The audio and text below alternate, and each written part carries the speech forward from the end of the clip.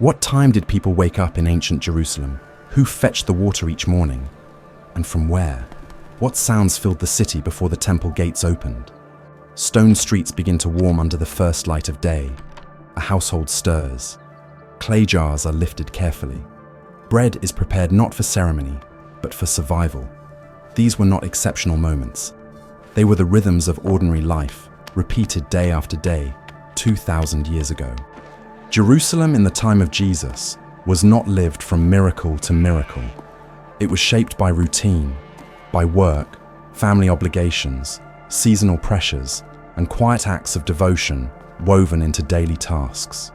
The sacred was never far away, but it was not always dramatic. It was present in gestures, habits, and shared spaces. So how did people actually live here? Beyond the temple courts and public teachings, what did daily life look like inside stone homes and narrow alleys? Modern images often simplify the ancient city, turning it into a backdrop rather than a place inhabited by real people. In this documentary, we step into that inhabited world. We will move slowly through first-century Jerusalem, observing how ordinary lives unfolded, and how understanding these details transforms the way we read the Gospels. Welcome to Legacy of the Scriptures. If this kind of biblical history matters to you, consider subscribing. At first light, Jerusalem does not awaken all at once. The city stirs in fragments. A wooden shutter opens. A hand reaches for a clay lamp, still warm from the night before. The day begins not with announcement, but with necessity. Inside a modest stone house, the floor is cool beneath bare feet. The walls are thick, built to hold back heat in summer and cold in winter. This is not a private interior by modern standards. It is a shared space, shaped by family, work, and survival. Most homes in first-century Jerusalem were small, often a single main room with an upper level or a courtyard when space allowed. Stone benches lined the walls. Mats were rolled away at dawn. The same room that held sleep now becomes a place for food preparation, tool storage, and conversation. Privacy was limited. Life unfolded in the presence of others, and silence was rare. Water defined the rhythm of the morning. It was heavy, valuable, and never taken for granted. Cisterns carved into bedrock collected rain, but many households depended on shared sources. Drawing water was labor, often done early, before heat and crowds. The weight of a filled jar shaped posture and pace. This was daily life, measured not in hours, but in effort. Food preparation followed predictable patterns. Grain was ground by hand, the stone mill worn smooth through generations. Bread was simple, flat, and essential. Cooking fires were small and practical, fueled by wood or dried dung. Meals were not elaborate, but they were central. Eating together marked continuity in a city shaped by uncertainty, political tension, taxation, and the constant flow of pilgrims. Children moved through these spaces naturally. They learned by watching. A boy observed his father repair a tool rather than replace it. A girl memorized the gestures of her mother, kneading dough. Education was informal but constant, embedded in routine. Stories were told not in classrooms, but while working, resting, or walking narrow streets. Outside the home, the city was already alive. Donkeys passed through alleys too narrow for carts. Merchants prepared stalls. The soundscape of Jerusalem was layered. Footsteps on stone, voices calling, animals moving, metal striking metal. And above it all, the presence of the temple was never distant. Its courts dominated the city's geography and imagination, even when unseen. The temple did not replace daily life. It framed it. From many rooftops, its massive structure could be glimpsed in the distance, the second temple rising above homes and markets. Its sacrifices marked time. Its calendar shaped weeks and seasons. Even those who did not enter its courts daily lived in reference to it. This was the world into which Jesus was born and in which he moved freely. Not a silent, austere city of stone alone, but a living environment of work, family, and repetition. Understanding this ordinary beginning matters. The words spoken later in synagogues and hillsides were first heard in kitchens, courtyards, and streets like these. Daily life in ancient Jerusalem was not designed to inspire awe, it was designed to endure. And it is within this endurance, this steady, unremarkable rhythm, that the Gospels begin to take on weight and texture, grounding their message in the real lives of real people. As the morning advances, Jerusalem gathers itself into motion. What began inside homes now spills outward into streets and open spaces. Work does not wait for inspiration. It begins because it must. Hands reach for tools shaped by long use, wooden handles smoothed by palms, metal edges repaired again and again. In a city where materials are costly and resources finite, nothing disposable exists.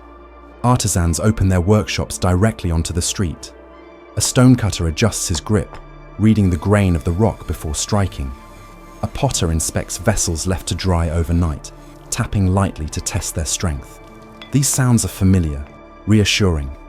They form the daily music of labor, audible long before voices rise in conversation. Jerusalem is not quiet, but it is purposeful. Markets emerge organically. There is no sharp boundary between movement and commerce. A basket of figs appears near a doorway. Grain is measured carefully, poured from hand to hand. Weights are checked and rechecked. Disputes are small but constant. Not dramatic arguments, but negotiations shaped by trust and reputation. Everyone knows who measures honestly and who does not. Memory functions as regulation. Many who walk these streets do not live within the city permanently. Pilgrims arrive steadily, especially during festival seasons, altering the rhythm of daily life. Temporary crowds strain resources. Water must stretch further. Bread must be baked in greater quantity. Homes that are private one week become shared the next. Hospitality is not optional. It is a cultural expectation shaped by both necessity and scripture. Work in Jerusalem is rarely specialized in the modern sense. A man may farm outside the city and sell produce within it. A woman may prepare food for her household while producing goods for exchange. Children assist where they can, carrying, sorting, watching. Labor is intergenerational, and survival depends on cooperation rather than efficiency. Roman presence is felt more than seen. Taxes are collected regularly, shaping economic decisions quietly but firmly. Coins bearing imperial images pass from hand to hand, their symbolism not lost on those who use them. Political power feels distant yet intrusive, a reminder that daily life unfolds under watchful authority. Resentment simmers, but routine continues. By midday, movement slows. Heat presses against stone walls. Shadows shorten. Work pauses not because tasks are complete, but because bodies require rest. People retreat into shaded courtyards or doorways. Water is sipped carefully. Conversation softens. In these pauses, life becomes reflective, even if briefly. It is in such moments that teaching often occurs. Informal, unannounced. Wisdom is passed along without ceremony. A proverb offered while resting. A story repeated while waiting. Learning is not separated from labor. It is woven into it, absorbed gradually over years. Understanding this working city changes how we imagine the teachings of Jesus. His language of labor, wages, debt, and daily provision did not require explanation. It was drawn directly from the lived experience of those listening. Parables did not simplify reality. They reflected it. Jerusalem's streets were not merely paths of travel. They were classrooms of endurance, shaped by work done faithfully and repeatedly. To see this city at work is to recognize how deeply the message of the Gospels is rooted in ordinary human effort that unfolded day after day beneath the same sun, on the same stone, among the same people. As the day moves forward, religious life in Jerusalem does not interrupt daily routine. It moves within it. Acts of devotion are rarely dramatic. They are measured, habitual, and woven into the fabric of ordinary time. A man pauses briefly before continuing his work. A woman murmurs words learned in childhood while tending a task. Faith is practiced not only in sacred spaces, but wherever life happens. Ritual purity shapes countless small decisions. Water is used carefully, not only for drinking and cooking, but for washing hands, vessels, and bodies. Immersion pools, or mikvaot, are scattered throughout the city, carved into stone near homes and public areas. They are entered quietly, without spectacle. These practices are not abstract theology. They are physical habits that shape posture, movement, and awareness throughout the day. Prayer follows the rhythm of time rather than the impulse of emotion. Fixed hours anchor attention. Words are repeated not because they are empty, but because repetition forms memory and identity. To pray is not to withdraw from the world, but to re-enter it with orientation. The language of Scripture is carried in the body long before it is analyzed by the mind. The presence of the temple looms continuously, even for those who never step inside its inner courts. Its sacrifices structure the day audibly and invisibly. Smoke rising in the distance signals offerings made on behalf of many. The calendar it governs determines labor patterns, travel, and rest. Sacred time orders ordinary time without erasing it. Yet devotion is not uniform. Some are meticulous, others distracted. Some find comfort in ritual, others strain beneath its demands. Disagreements exist about interpretation, authority, and practice, but they unfold within a shared framework. What binds the city together is not consensus, but participation in a common religious world. Children absorb this world intuitively. They imitate gestures before understanding meaning. They hear scripture recited aloud long before they can read. Faith is learned by proximity, not instruction. It grows through presence, standing beside elders, listening, watching, repeating. This context matters deeply when we encounter Jesus speaking about prayer, purity, and intention. His words land in a world already saturated with religious practice. They do not introduce devotion where none existed. They call attention to how devotion is lived, to the alignment between outer action and inner orientation. Daily religious life in Jerusalem is not about withdrawal from material concerns. It is about infusing them with meaning. Work, rest, speech, and silence all become sites of faith. And it is within this integrated world, where the sacred is never fully separate from the ordinary, that the teachings of the Gospels begin to sound not distant or idealized, but intimately grounded in lived experience. As afternoon settles over Jerusalem, the city's energy changes. The urgency of morning labor gives way to a quieter movement, shaped by fatigue and familiarity. Neighbors cross paths again, not as strangers in a crowd, but as people bound by repetition. Faces are known. Voices are recognized even before names are spoken. Daily life here is not anonymous. Neighborhoods function as extended households. Courtyards are shared, walls are thin. News travels quickly, often carried by tone rather than words. A birth, an illness, a dispute. None remain private for long. This closeness brings both care and tension. Support is immediate, but so is scrutiny. Reputation is formed slowly and remembered well. Women gather as tasks allow, exchanging information while working. Men rest briefly near doorways, discussing matters local and distant. Children move freely between homes, corrected by any adult when needed. Authority is communal, reinforced through presence rather than enforcement. To belong is to be seen. Hospitality shapes social life profoundly. A guest is not an interruption, but a responsibility. Food is shared, even when limited. Water is offered without negotiation. These gestures are not sentimental. They are practical expressions of covenant identity, reinforced by scripture and necessity alike. In a land where travel is difficult and unpredictable, welcome becomes survival. Disagreements surface, but they are rarely abstract. They concern boundaries, obligations, fairness. Reconciliation is valued not because conflict is absent, but because ongoing relationship is unavoidable. One must live tomorrow beside the same people encountered today. This reality disciplines speech and action. As shadows lengthen, preparation for evening begins.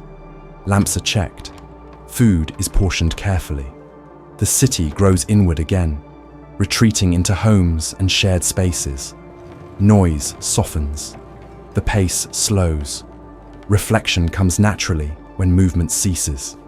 It is within this social fabric that the teachings of Jesus about neighbors, forgiveness, and reconciliation take shape. His words do not imagine ideal communities removed from tension. They speak directly into tightly bound lives where mercy is not theoretical, but urgently practical. Understanding these afternoon hours, these ordinary interactions between familiar faces, restores weight to the ethical language of the Gospels.